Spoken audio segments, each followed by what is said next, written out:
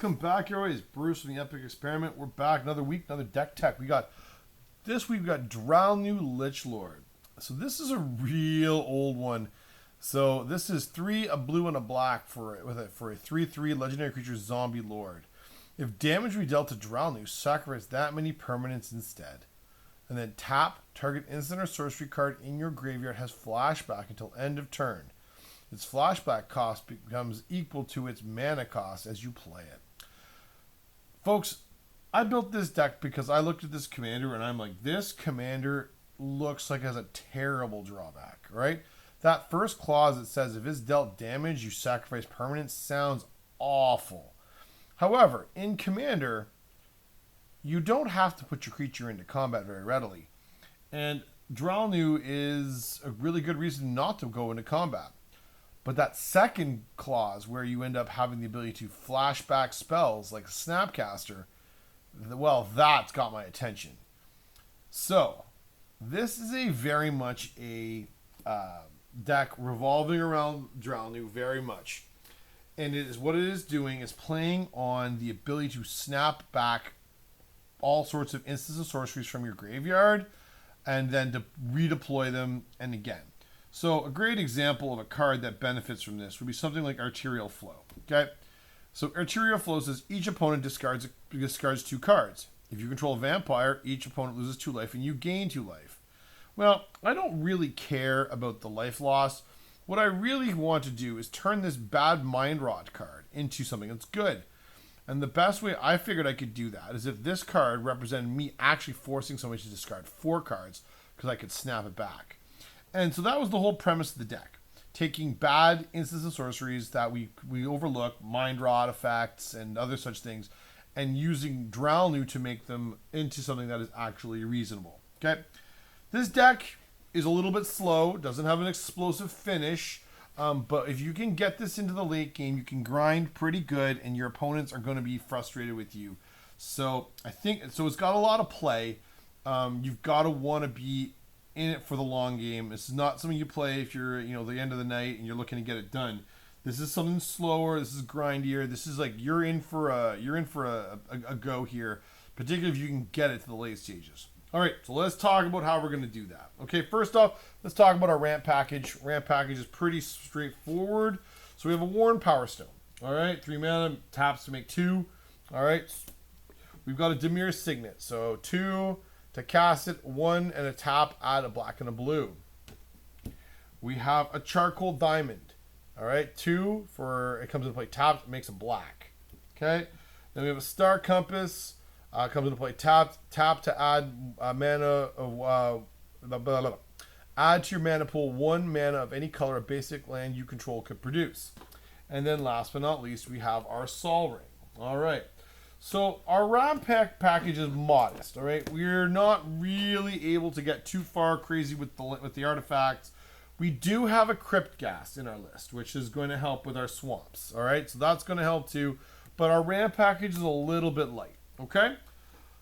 Let's talk about what we're going to do, because if we're going to use Dralnu, one of the things we need to do is we need to be able to tap and untap him regularly to be able to make good use of his abilities and snap back as many things as we can. So let's talk about some of the ways we have. One actually belongs over there. So we've got Puppet Strings. So it's a 3 mana artifact, 2 and a tap. You may tap or untap target creature. Well, that's a great way to get Dralnu tapped or untapped, and particularly untapped.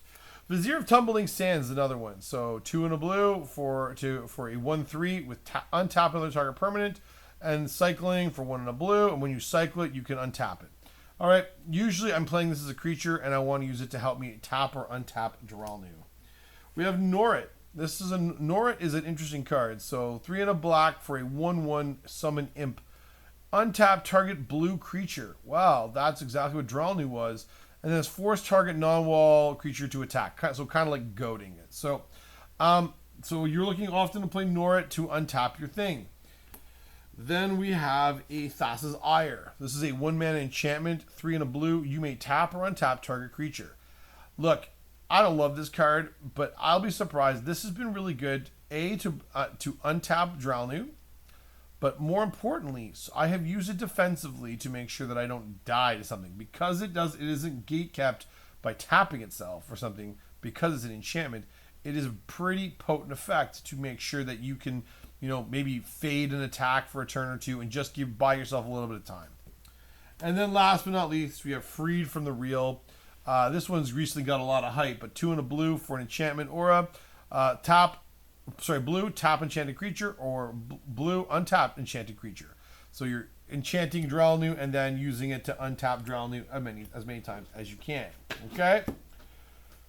All right, let's talk about what we're going to snap back with Dralnu when we go to get that done. Let's start with some of the instances, some of the sorceries first, okay? Because I think some of them are pretty fun. Okay, so for instance, we have a Go Blank. Go Blank, 2 and a black. Target player discards 2 cards. Exile all cards from that player's graveyard. So, using this once is good. Using it a second time is even better. Bagging 2 graveyards to make sure that they're not problematic for you, but also costing somebody 4 cards. We have a Life's Finale. 4 black, sorcery, destroy all creatures, and search target opponent's library for up to 3 creature cards and put them into his or her graveyard. Then that player shuffles his or her library. So, it's kind of got an extirpate effect. No, it's not really extirpate, but anyway, it's a way to Adjuster's Cap effect where you can pull things out of their deck. If you need to flash it back, and because that's all you can do to control the board, well then maybe that's what you do. All right. We have Tasha's Hideous Laughter. 1 blue for a sorcery. Each opponent exiles cards on the top of their library until they have exiled mana value 20 or more. All right. So you're gonna crush a deck for a whole bunch of cards, and now you're gonna do it a second time. Mind Rake, 2 and a black. Target player discards 2 cards, or you can overload it for 1 and a black, and says you may cast a spell for its overload cost. If you do, changes text by replacing all instances of target with each. I swear I think this is a typo every time I read it, but overloading this for 1 and a black and making everybody discard 2 cards sounds like fun, and then doing it again is even better. Deep Analysis. All right, so this is 3 and a blue. Target player draws 2 cards, and then flashback 1 and a black, pay 3 life. 1 and a blue. So you can flash it back with Dralnu. You can flash it back using the flashback cost. It's just going to draw you more cards. All right, we've got a Tainted Indulgence. 1 and a black and a blue. Draw 2 cards, then discard a card unless there are 5 or more mana values among cards in your graveyard. We've got a Rankle's Prank. So 2 black. Choose 1 or more. Each player discards 2 cards. Each player loses 4 life. Each player sacrifices 2 creatures. This is like the best sorcery you could flash back with Dralnu, I'm pretty sure. There might be one better target, but this is pretty potent. If you can do it twice and make everybody discard a bunch of stuff, you're probably laughing. All right. Then we have Tassiger's Cruelty. This is another good one. 5 black with Delve. Each opponent discards 2 cards. You're going to savage somebody's hand with this stuff. We have a Hymn to Torak. Black. Target player discards 2 cards at random from his or her hand. This card is savage. This one was printed years ago, and I've got a bunch of these. It is a savage card. We have Enter the God Eternals. 2 black. Sorcery. Enter God Eternals deals 4 damage to target creature, and you gain life equal to the damage dealt this way. Target player puts the top 4 cards of his or her library into their graveyard. Amass 4. If you flash this back with Dralnu, and I've done it, it is super fun, and you build a board, kill a thing, gain some life, does all the things you want it to do. Arterial Flow, we've already seen. We've got an Ingarrick's Wake. So 7 black, destroy all creatures you don't control, and all planeswalkers you don't control. 1-sided board wipe. It is super expensive, but in the super late game, if you need to blow the game wide open, this will do it. And then potentially the best card of the bunch, we have Mnemonic Betrayal. So 1 black. Exile all cards from all opponents' graveyards. You may cast those cards this turn, and you may spend mana as though it were mana of any type to cast those spells. At the beginning of the next end step, if any of those cards remain exiled, return them to their owner's graveyards, and then exile Mnemonic Betrayal. You cannot flash this back, but this is a great payoff for filling their graveyard with all those things they've discarded, and then you get an opportunity to cast them and make good on them. So I really like Mnemonic Betrayal. There's a lot of people who do not, but I think it's a terrific card. All right, next, let's look at some of those instants that we have. So to help us slow our opponents down, control the board, get us some stuff. All right, we have a Mana Drain. All right, Mana Drain, blue. instant, counter target spell, and you get X amount of mana of colors equal to its mana cost. Super good card, classic. All right, we have Counter Squall. Blue and a black, counter target non-creature spell. Its controller loses 2 life. So this is like a negate with upside. You're not always going to get it, but sometimes if you need to flash it back, you can. All right, we've got a Fact or Fiction. So 3 and a blue, reveal the top 5 cards of your library. An opponent separates those cards into your 2 piles. Put 1 pile into your hand and the other into your graveyard. I love me a Fact or Fiction. It's one of the reasons I love to play Commander so much. I love a Fact or Fiction game. We've got a Salundi Vision. Salundi Vision is 2 and a blue. Instant, look at the top 6 cards of your library. You may reveal an instant or sorcery card from among them, put it into your hand. Put the rest of the bottom of your library in a random order. In a deck where you've got so many instant and sorceries, and I'd say about at least a third to 35% of the deck is instant and sorceries, you're going to find some good things with this. All right? All right, next we have Arcane Denial. Blue, 1 and a blue, counter target spell. That spell's caster may draw up to 2 cards at the beginning of the next turn's upkeep. Draw a card at the beginning of the next turn's upkeep. So I like this because it cantrips, but it does feed your opponent cards. So if you're worried about that, maybe you don't run it. I think I'm still looking at it as a 2 mana hard counter that's easy to cast with a single blue pip. So that's why I often run it, but I can understand why people are reticent to run it. We have a Murderous Cut. So 4 and a black for a instant with Delve. Destroy target creature. This often costs me 1 or 2 mana, which is perfect, and then I can flash it back once again.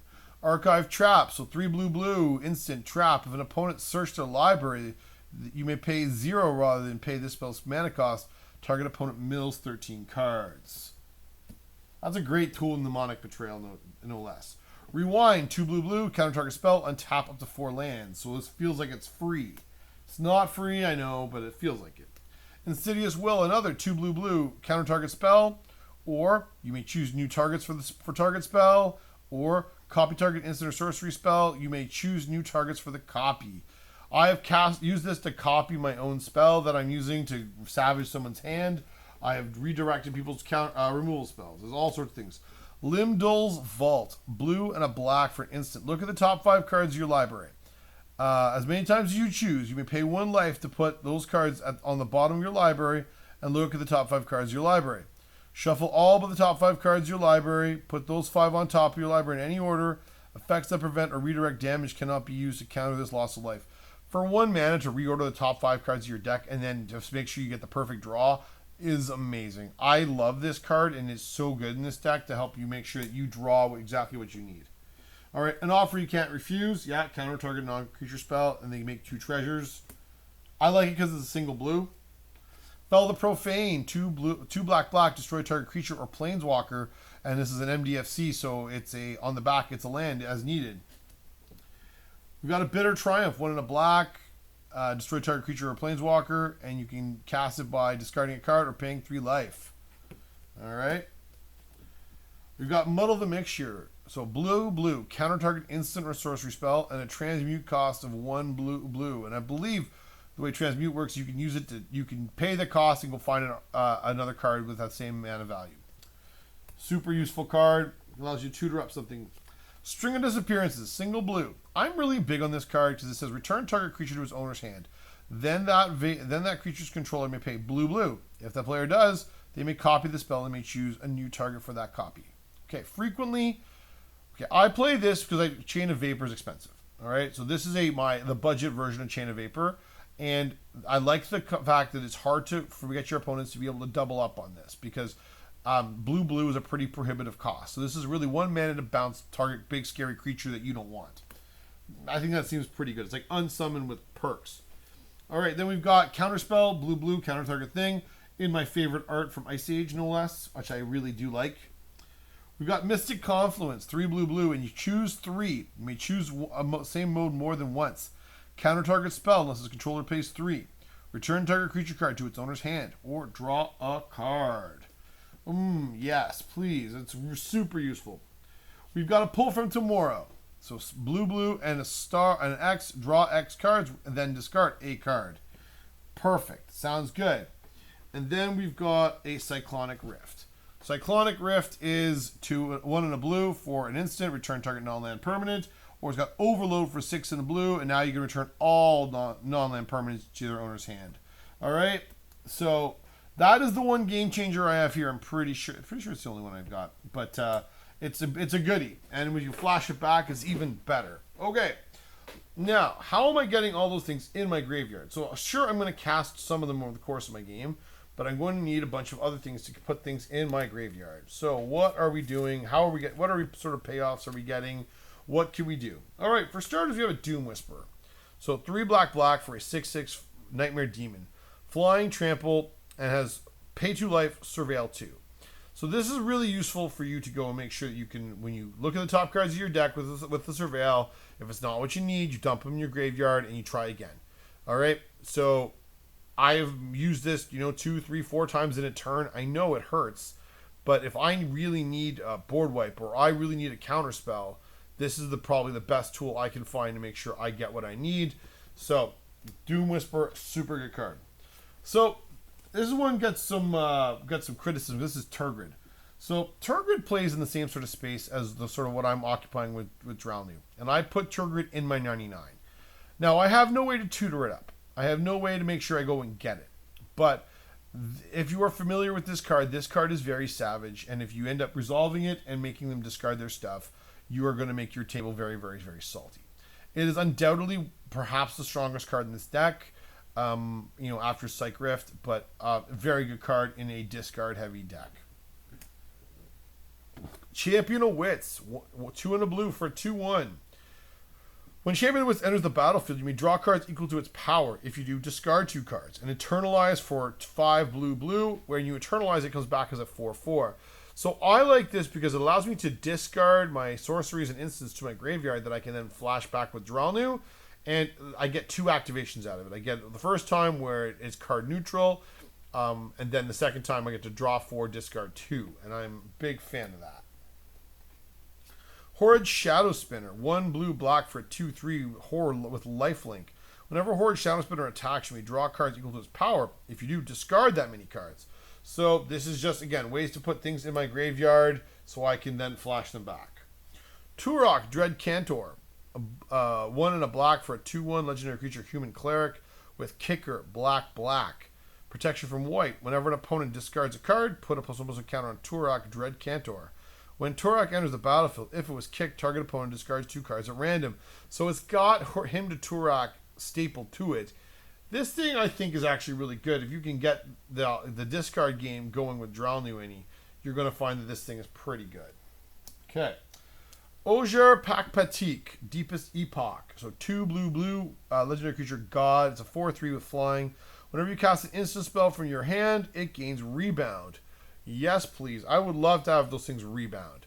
Whenever Pakpatik dies, return to the battlefield tapped and transformed as a land. All right? So I'm really big fan of doing that, of getting things rebounding. All right, Tiny Bones, Bauble Burglar. So 1 and a black for a 1/3. Whenever an opponent discards a card, exile from their graveyard with a stash counter on it. During your turn, you may play cards you don't own with stash counters on them from exile. And mana of any type can be spent to cast those spells. 3 and a black, each opponent discards a card, activate only as a sorcery. So this is going to allow you to make sure that when they discard something, you're going to get value out of it with Tiny Bones. All right, we have a Hypnotic Spectre, 1 black for a 2/2 with flying. That's a summoned Spectre. An opponent damaged by Spectre must discard a card at random from his or her hand. Ignore this effect if opponent has no card in hand. This was a classic card from a million years ago that I still love, and I wanted a copy in this deck. All right, it's not the greatest card, but it is a fun card, and it's an old card, and I love it. So Hypnotic Spectre it is. We have Auric Loremage, 2 black creature, human warlock, 3/3. Tap, search your library for a card, put it into your graveyard, then shuffle. If it's an instant or sorcery, put a +1/+1 counter on Auric Loremage. You're probably putting an instant or sorcery in so you can flash it back with Dralnu. So yeah, that seems pretty good. We've got Urtai Resurrected, 2 blue for a 3/2 legendary creature, Phyrexian human wizard with flash. When Urtai enters the battlefield, choose up to 1 counter target spell, activated abilities or triggered ability. Its controller draws a card. Destroy another target creature or planeswalker. Its controller draws a card. So it plays like an instant or sorcery. You cannot flash it back, but it then proceeds to block on the ground. It's a very useful card. It's a good thing to use. Then we have the Raven Man. So 1 and a black for a 2/1 legendary creature, human wizard. At the beginning of each end step, if a player discarded a card this turn, create a 1/1 black bird creature token that says this creature can't block. 3 and a black and a tap. Each opponent discards a card. Activate only as a sorcery. Okay, so you make them discard. You're gonna get bats black bird creatures. Sorry. All right, so you're gonna get good value. We have a Waste Knot. 1 and a black, an enchantment. Whenever an opponent discards a creature card, put a 2/2 black zombie into play onto the battlefield. Whenever an opponent discards a land card, you add black to your mana pool. And whenever an opponent discards a non-creature, non-land card, draw a card. So this is right up there with Turgid in terms of like synergistic pieces that play with this effect and play with this deck. Like, it's not surprising to have this effect in your list. And then we have the Scarab God. So 3 blue black for a 5/5 legendary creature god. At the beginning of your upkeep, each opponent loses X life, and you scry X, where X the number of zombies you control. 2 blue black, exile target creature card from a graveyard. Create a token that's a copy of except as a 4/4 black zombie. When the Scarab God dies, return it to his owner's hand at the beginning of the next end step. This is really difficult for opponents to deal with, and when you're making them discard their creatures, you're going to be able to turn them into zombies. This is a really, really potent card. All right, what else do we have in this list? We have some other value things that are going to be just sort of play along. We have Gyruda, Doom of Depths, 4 and a Dimir hybrid. It's a 6/6. We're not playing the companion component of it. When Gyruda enters the battlefield, each player puts the top 4 cards of the library into their graveyard. Put a creature card with an even converted mana cost from among those cards onto the battlefield under your control. Just some, steal something from them. Keep your 6/6 pretty good. Hydroelectric Specimen. It is a 2/1. It's a 2 and a blue for a 1/4 with flash. When Hydroelectric Specimen enters the battlefield, you may change the target instant or sorcery spell with a single target to Hydroelectric Specimen. This is really good for protecting Dralnu, so removal spells get pointed at it. Well, now it jumps in front of it. Glasspool Mimic, 2 and a blue. It is a creature shapeshifter rogue. You can have Glasspool Mimic enters the battlefield a copy of a creature you control, except as a shapeshifter rogue. The fact that it's an MDFC also plays into the fact that it's in the list, so you can flip it over and use it as a land if you need to, but copy something if you need it. Braid's Arisen Nightmare. 1 black, 3/3 legendary creature Nightmare. At the beginning of your end step, you may sacrifice an artifact, creature, enchantment, land, or planeswalker. If you do, each opponent may sacrifice a permanent that shares a card type with it. For each opponent who doesn't, that player loses 2 life, and you draw a card. Avatar Woe. So if we're going to play in the tappy space, Avatar Woe was an excellent inclusion. So 6 black, 6/5 Avatar. If there are 10 or more creature cards in total in all graveyards, Avatar Woe costs 6 less to cast. So you can legitimately cast it for black. It also has Fear, and then tap to destroy target creature. It can't be regenerated. So you're going to be whacking all sorts of creatures and untapping them with the puppet strings or the freed from the reel or whatever. Talran, Sky Summoner, 2 blue for a 2/2. Legendary creature, Merfolk Wizard. Whenever you cast an instant or sorcery spell, put a 2 blue Drake token with flying onto the battlefield. I've had it where I've made 4, 5, 6, 7 Drakes in a game with this. Super useful card. We have a Bogart Trawler. So 2 and a black for a 3/1. When it enters the battlefield, exile target player's graveyard. And it's also an MDFC, so you can play it as a land on the back. Just graveyard hate is so good, making sure that those dredgy decks don't come back. Arcanus the Omnipotent. So 3 blue, 3/4 legendary creature wizard. Tap to draw 3 cards. 2 blue, return Arcanus the Omnipotent to its owner's hand. This plays in that untappy, so ignore it, untaps it easily, Vizier, puppet strings. You're going to draw a bunch of cards. All right, super good. We have an Elder Brain. So 5 black. It's a 6/6 horror with menace. Whenever Elder Brain attacks a player, exile all cards from that player's hand. Then they draw that many cards. You may play lands and cast spells from among the exiled cards for as long as they remain exiled. If you cast a spell this way, you may spend mana or mana of any color to cast it. So the fact that you get access to their graveyard seems like fun. All right, and then we have Kyrie, Swirling Sky, 4 blue for a 6/6 Dragon Spirit, Flying Ward 3. When it dies, choose 1. Return any number of target non-land permanents with total mana value 6 or less to its owner's hand. Mill 6 and return up to 2 instant and or sorcery cards from your graveyard to your hand. We're looking to play this for the second clause there, where we get instant sorceries back. All right. Then we've got a few other little enchantments here and things. So we've got a Verity Circle. So in the absence of having a Ristic Study to play here, this is kind of like the poor man's version of it. So 2 and a blue.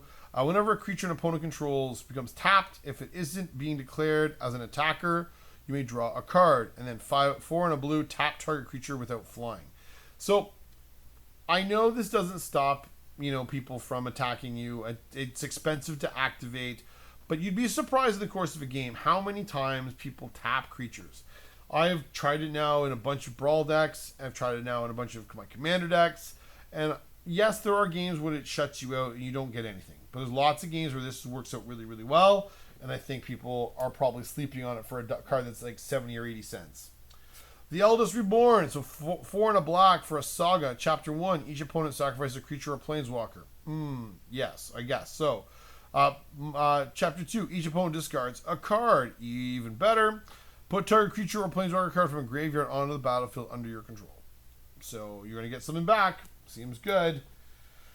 We have Sensei's Divining Top. And this is, if you need to know how this one works, this is a little tricky. So, a single mana. 1, look at the top 3 cards of your library, put them back in any order, and then tap, draw a card, then put Sensei's top back on top of its owner's library. Okay, that's just some card selection. Again, make sure that you get what you need with Dralnu. And then a Whisper Silk Cloak. This makes Dralnu have Shroud. So, which could be problematic if you're looking to untap it and tap it again. But if you also don't want it to die to target the removal. So, anyway. That's our list. It is a bracket 3 because I have a Game Changer, a Cyclonic Rift. I don't have to play Cyclonic Rift. There are other more expensive cards that you could play in terms of in terms of mana value. But it's a little bit, they make the deck a little bit more clunky. Having Cyc Rift there is just a really, really sweet tool. All right. The deck's not particularly expensive. It is ultimately a control deck, so you have to be in a mindset to play a control strategy and eke out value and slow your opponents down at every turn, and hope that you don't draw too much attention to yourself. But it's a lot of fun to play. I have played it many times with great success and had a lot of fun with it. So if you want to check the list out, it is in the notes. You can check it out. Also, if you like what you hear, you can check out all of our episodes. Our weekly episodes are in the link down below for our weekly show. And last but not least, please like and subscribe. Help me build this channel. We're at over 60 followers. We'd love to get to over 100 before Canadian Thanksgiving. Yes, I am Canadian.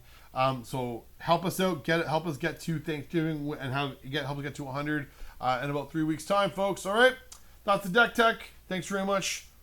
Appreciate it. Catch you next time, everybody.